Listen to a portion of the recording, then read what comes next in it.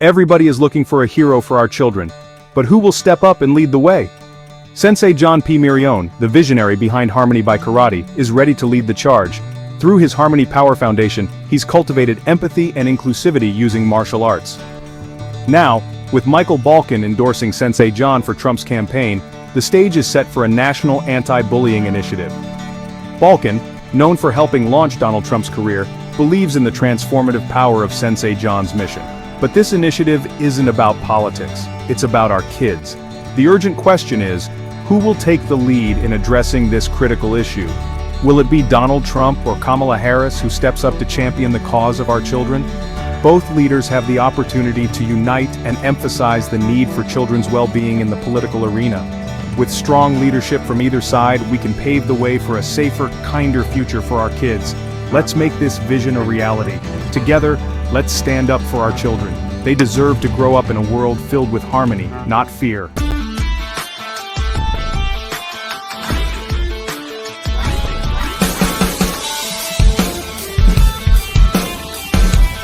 And we finally got him to get into the studio. John Mirrione, welcome to Two Mics Live. How you doing?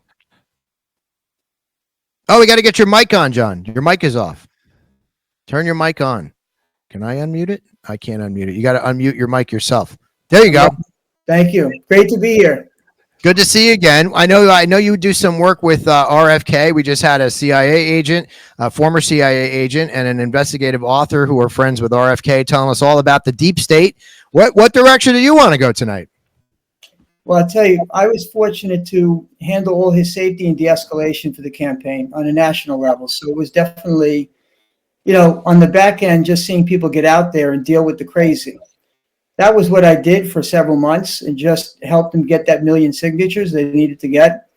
But they called me in because I've been a national anti-bully figure. And I've been all over the country with the bullying crisis. So that was how I got brought into the campaign. They also knew that I ran for Congress in the 10th District of New Jersey as a libertarian. So I have a little bit of experience. But I'll tell you, it's been quite a ride. And being on the back end and just seeing what they did to censor. I mean, I've been censored on TikTok, which has been very frustrating. I mean, why would they censor TikTok, right? But because I'm with Kennedy, that's just part of what happened. Yeah. We get it. Our show gets censored. We just got pulled off YouTube. One of our colleagues, Jeff Ahern, just got pulled off YouTube. My book that I wrote gets censored on just about every platform. So we get it. There's a lot of censorship. And that's, I would have loved to have gone deeper with the previous guests to talk about that and how we kind of fix that, whether the CIA is dictating the censorship and where it's coming from.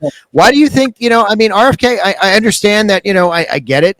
The Democratic Party didn't want to be a part of it. He was a threat. I get how the Democratic Party did. I don't agree with it. I think RFK should be fuming right now at his whole family.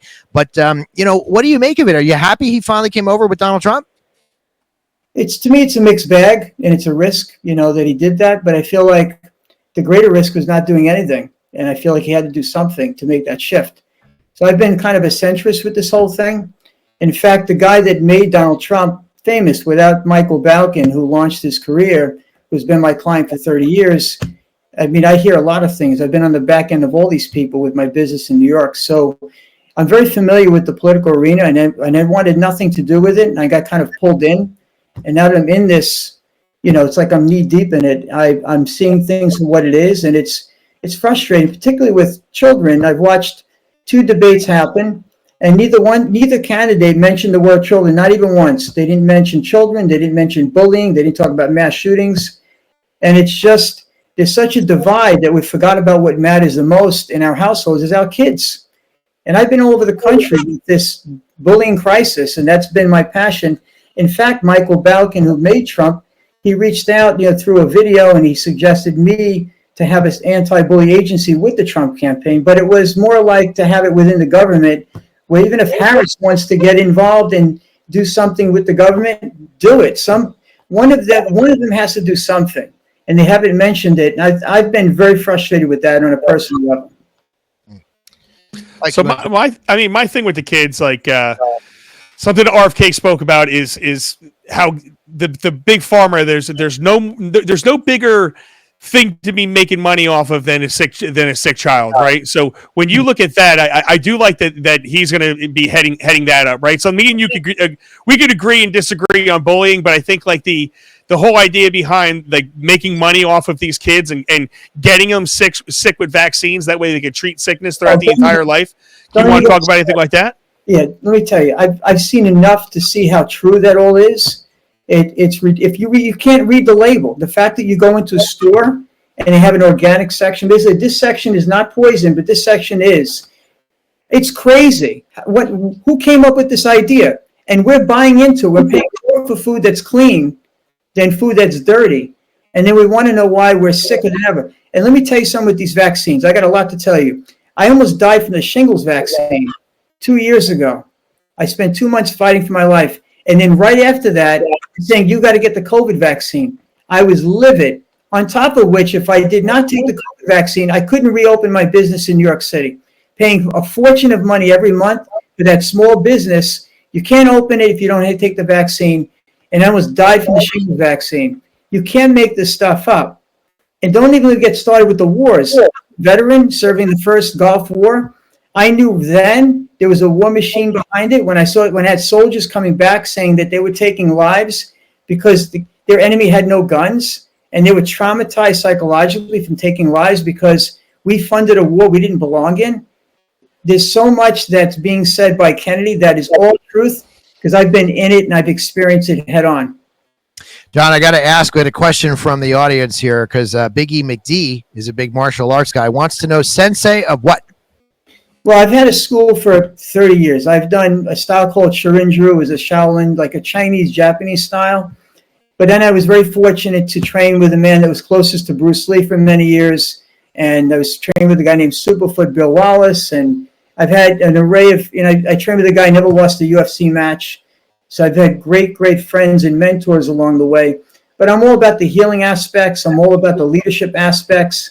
I'm about the stuff you don't hear about. And my school's been 30 years full-time as the leadership school in New York City. So that's been my thing. It's called Harmony by Karate. That's the system. Can you give a plug to the school? Where you tell everybody where you are? It's on 81st and Broad, right on the corner, Manhattan. Yeah. And we know from we met John at the event the other night up at Bianca De La Garza's thing in Newsmax. We know there's more conservatives in New York than you would know. They just have to hide in different areas of New York. It's what it is. It's not about conservative or liberal. It depends on the topic. I could be very liberal. I could be very conservative. I feel like sometimes liberal can be reckless, and sometimes conservative could be very narrow-minded. So it's really about depending on the topic.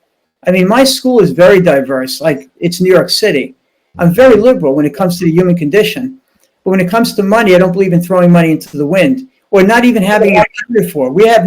There's like no accounting system in the government. No one can read a spreadsheet. How are we running the government? Hence, Elon Musk should be in the mix, right? I mean, the richest guy in the world should definitely have a hand in fixing it. We're excited about that. You're in New York City. Do you feel like the elections there have been fair, or do you think there's something nefarious going on there? I helped out Bobby because I helped out Jeffrey Rose, who's his best friend. So I went there a couple times to help Jeff. And I was there twice at the courthouse, and it's just ridiculous to me, right, that he needed a New York address, and it was all about his address and the fact that Kennedy didn't even, 135,000 people signed so that he could be on the ballot in New York City. And because he wrote this address that he kind of, I don't know whether he made it up. I don't really care. I don't even care. Because Trump's address is in Florida. Where's Harris's address? Like, they don't need an address in all the states. Like, they make up these rules for third parties that make it difficult so that you have two people to vote for, of which much of the country is very unhappy with the fact that we have these two people. And that's how it always is, though, right? I mean, like, no matter what it is, there's always two garbage candidates to vote for, and you're always voting for the lesser of two evils, and you never really like who's coming out. Like, in this case, this is a rarity, because I was on the Trump train very, very, very early, so I liked him because he wasn't a Republican, he wasn't a politician, he was a businessman, so this was like a rarity that I actually liked the candidate I have to vote for, but typically it is that way, and that's all you have is two garbage candidates. But let me ask you this about the third party stuff. it was said to us by some of our Canadian friends that you need a winner and a loser. And the fact that if you throw a third party in the mix, it's going to guarantee one party control forever because they could have coalition governments and that third party can start teaming up with whoever they want. What do you think about that? I don't buy into any of that. I think it's all nonsense. It's all scripted, and we've been following the same paradigm for decades. It's a belief system, right? So we, the people, if we decide who we vote for, we put, well, first of all, we in some way put all these people in power. We have to be accountable for the fact that we're looking at this debacle that we can't control. And it's in conversations we have every day. People are like, yeah, I don't read the paper. I don't really follow who's in, you don't follow who's in politics. They're creating laws every day that we can't even understand. We don't even remember, and they're doing it all the time. So if we're not paying attention as we the people, that's why we're dealing with this right now. That's why you have people who don't have the experience to run the government. And that's just the bottom line. And not only that, but we're looking for people with some level of integrity. And we're struggling as a country with that. But we have to be accountable as citizens to get out and vote and educate ourselves on who's out there and to know that we do have options. John, Chad is asking if they want to find you. Are you on social media? What's the best way? Sensei John P. Mirrione, that's a great way to find me, or Harmony by Karate. Or my foundation. I established the first mandated anti-bullying program in a major worldwide city. That's in Elizabeth. They do Harmony Power. Just so you know, kids have 33 days to change the world using their gifts and talents. And on the 33rd day, Universal Harmony Day, they get a Harmony Power Award that goes in their report card. So it's transforming youth culture in New Jersey, in the entire city of Elizabeth. And in New York City, I just did the first major event. They have one major event for anti-bullying. I was a spokesman. And they give me a commendation as it was the best thing they've seen. And I've been very blessed to bring it to New York to 5 boroughs. So it's just, those are the two things. But what I want to see right now, I want to get back to this topic really quick. I want people who are out there. I want, if either candidate who's running for president is listening to your show right now, get out and speak. I want to know what your policy is with anti-bullying with children. I want to know who's going to set up the anti-bully agency recommended by Michael Balkin himself. That's what we got to talk about. That's my feeling. You've got war, immigration crisis, bullying / mass shootings. That's the three. That's how I see it. And that's your passion. John, I'm going to hook you up with somebody. Actually, one of our viewers, Little Dom's dad, him and his family actually created the largest, I believe it's the largest in the country, anti-bullying software. They work with all the school districts. I'm going to put you guys together on a text thread, and I want you guys to chat, okay? Yes. A great connection for you guys. John, go ahead, Mike. No, I just wanted to know, like, what are some of the best things that you saw as far as effectiveness when it comes to kids and bullying? Because what I see, I'm going to be honest with you, there's a lot of anti-bullying campaigns that I see in my schools and all that stuff. I think a lot of it is they talk to the anti-bullying stuff. They don't really do anything about it, and then it doesn't stop, right? So it goes home and it's all online now. So some of the biggest bullying is online. So what have you seen that was effective in all your work? What I've seen was effective is what I do. It's a solution. I went all over the country to 17 cities, and I went into neighborhoods you don't want to walk into, in schools that you walk in and you wonder if you're going to be able to walk out again. I'm not even joking. And I had to prove myself. And fortunately, because of my martial arts, and I've been a professional breakdancer my whole life. I did the Apollo Theater several times. That's a whole other conversation. So I've been an Air Force entertainer. So kids are like, all right, he can fight, he can dance, he's cool. What does he have to say? And I would begin to engage in conversation. But when kids get in trouble in a bad neighborhood, they get suspended, they get expelled, they go to jail. That's their future. And they're going to do something wrong because they're out of control, right? So the system is making money. Don't even get me started. They're making big money in the prison systems and in law enforcement with kids getting in trouble. There you go. Just like people are they're getting rich off of sick kids. They're getting rich off of kids that are in trouble. They're getting rich off of war. This is what it's about. I mean, this is a proactive. Proactive meaning if a child believes in himself using their gifts and talents, and we're honoring that, that's the secret, right? It's kind of like if at home, if you use fear and intimidation to raise your kid, if you hit them and you scream at them, what kind of child are you going to raise? If you use fear and intimidation, it doesn't work. Eventually that kid looks at you like they don't even trust you anymore. Same with the school system. So when you have Harmony Para, where these kids are doing that, you go into one of these events. I have I'm loaded with events in November. It's like out of control. Like I'm trying to figure out how to keep up with it. You have to bring a box of Kleenex to go and watch and cry, because the kids make you cry because they finally are being heard. They're able to express who they are. They're dying to be heard. They're crying to be heard. And they're hurting themselves and each other until they're heard. And people are not paying attention. They're trying to put Band-Aids on it. Oh, let's have this anti-bully program. Let's teach them how to stand up and go and not be the standby guy and go tell the teacher and get them written up. That's just dancing around the issue. What I'm doing is the solution, because we learn through the psychology books, if we raise our children with love, not fear, through reward versus consequence, and we actually listen to them and deeply listen and actively listen to the child and repeat the things they're saying, they know they're being heard. That child's going to be really close to us, and we have less issues with them. Same in the schools. There's your solution right there. You don't need a ton of research to figure that out. Very cool. All right. John, what did you say? You want to repeat that website one more time for everybody? Well, two of them, harmonybykarate.com and harmonypowernow.org. All right. There it is, everybody. John Mirrione, thanks so much for coming in. You come visit and anytime you want. All right, buddy? Thank you. It's great to be here. What an honor. Thank you so much. You got it. Bud. All right, we've gone all over the map today with just about. I love it. I don't know if we've ever spoken about bullying on the show before. No, I tell you what, Dom and Carmine are going to have a great chat with John, because that's what they do. So my job is to do this. That's what I do. And I was like, I got a thing. I'm going to put them together, and they're going to go nuts. And that's what they're going to do. John's a really nice guy. I love his hat too, man. I love his hat. I'm a Fedora guy. Everyone knows that. I love it. As soon as it came on, he won me over immediately when the hat went on. Yeah, 1,000%. Yeah. I got a couple more headlines that I want to blow through before we do games here. I do have games for you guys, so don't be rushing off here. Should I get my fedora? I feel like I have to put my fedora on now before games. All right, you can do it. I have one too. Yeah, I could put a hat on too. We're gonna have to. You want to go get our hats on? Yeah. I'll get a hat on Friday night. All right, you ready? I'm gonna race you, Kelly. Stairs though. You're gonna race. Go all the way you guys are gonna go get your hats while I do the news. Go ahead, go. All right, you ready? Okay, let's race. Go. We'll take care. Race. All right, bye. Are we racing? Yeah, I don't know. All right, that's right.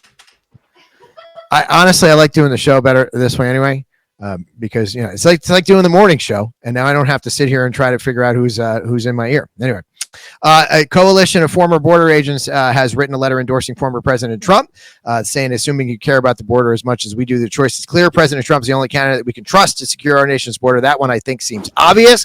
This one came out today, too. United States has announced an additional $425 million in military aid to Ukraine. Who would have thunk it? We just heard last week, I think it was $450. We just keep, the bill just keeps going up. Also, this I thought was interesting. Trump has filed an FEC complaint against the Harris campaign in the Washington Post for an illegal in-kind contribution, as you saw. And yes, thank you, Giuseppe. Said good interview. He likes John, so I'm glad. Giuseppe, you not coming in today? You told me you were busy, and now you're sitting here in the chat. He says I got to take the night off, and then he was too cool. He wanted to go in the chat. That's fine. I do the head, but should I put you guys in together? You want me to put you in one at a time here because you beat him? I guess that would mean that. Bring me back then. Yeah. I got a point for games already. All right, I'll bring you back in here. You got a point. How'd you? That's not. There was no point for games there. Now you're on the wrong side. Now you're way over. There you go. See, you guys screw me all up. All right, now you guys have your Sensei John hats on. I like that. He's gonna. I see John in the back. He's gonna take a picture of the screen. And I won't. Don't worry, John. You don't have your hat on. You could stay as long as you want back there. It's fine. Look at that. You guys are paying homage to Sensei John. I like it. I love it, dude. Listen, you can't come on with a fedora. I'm just mad that my Stetson's downstairs. I was going to run downstairs, but I don't have the energy. I ran up 2 flights of stairs. I was afraid you were going to beat me.